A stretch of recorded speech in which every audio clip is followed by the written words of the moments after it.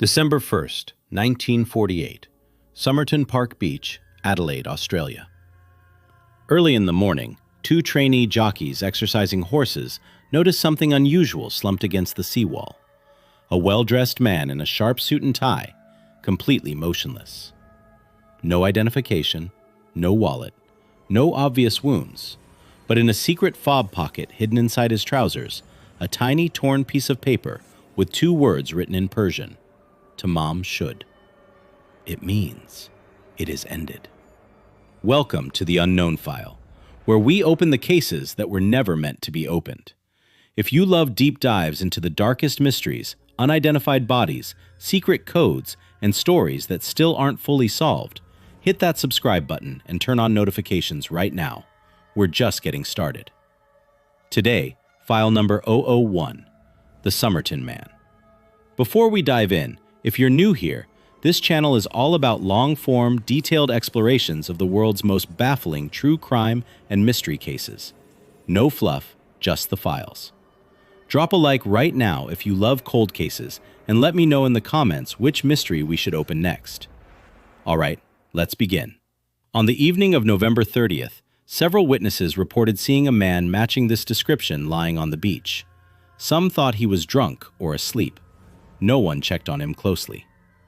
By 6:30 a.m. the next morning, he was dead. He was found in impeccable condition, clean-shaven, wearing a white shirt, red and blue tie, brown trousers, polished shoes, and a fashionable double-breasted jacket. Everything looked brand new, except every single label had been carefully removed. Even the laundry marks on his clothes were gone. Who goes to such lengths to erase their identity? The autopsy revealed some very odd findings. No obvious cause of death, no trauma, no poison detected in the standard tests, yet the pathologist strongly believed he had been poisoned. His spleen was 3 times the normal size. There was internal bleeding in the stomach. His calves were unusually well developed, the kind you see in dancers or athletes. And here's what really stood out. In a small, concealed fob pocket that most tailors didn't even sew anymore, investigators found that tiny scrap of paper, Tamám Shud. A month later, police found a brown suitcase left at Adelaide railway station. Inside, clothes with the labels removed, a screwdriver, a table knife with the handle filed down, brushes, scissors, and thread. It looked like someone had been preparing to change their appearance, or disappear. Some items had the name T. Keen, but no one by that name ever reported the suitcase missing. This is where the case becomes legendary. Police released a photo of the Tamám Shud paper. A local businessman came forward. He had found a rare first edition of the Rubaiyat of Omar Khayyam in the back seat of his unlocked car near the beach. The last page was torn out, and it perfectly matched the scrap from the dead man's pocket. But the real bombshell? On the back cover of the book, someone had written a phone number and a mysterious 5-line code in capital letters. WRGOABABD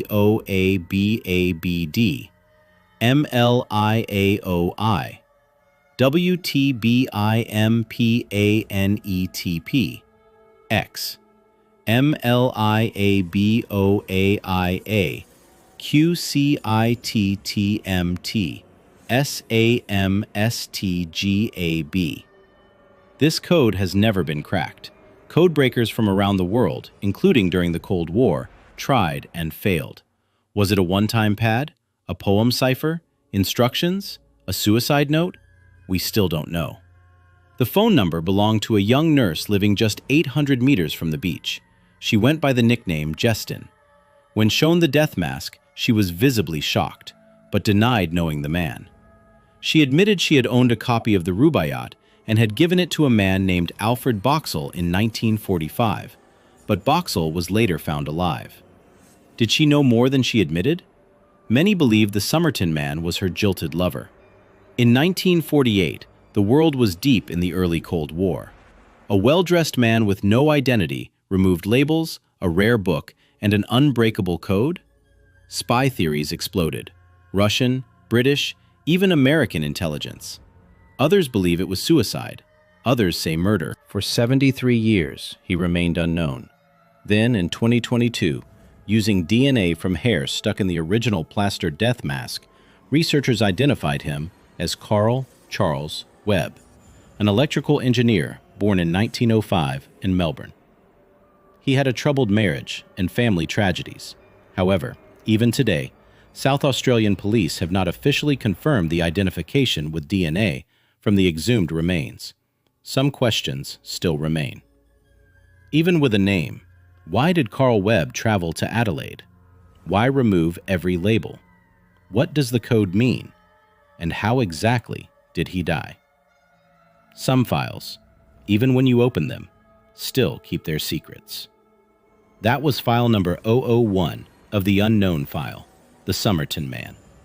If you enjoyed this deep dive, smash that like button, subscribe, and comment below. Do you think Carl Webb's death was suicide, murder, or something else? Should we do a follow-up if new information drops? Next time, we're opening another unknown file. Turn on notifications so you don't miss it.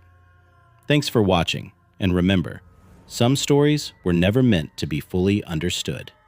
I'll see you in the next file.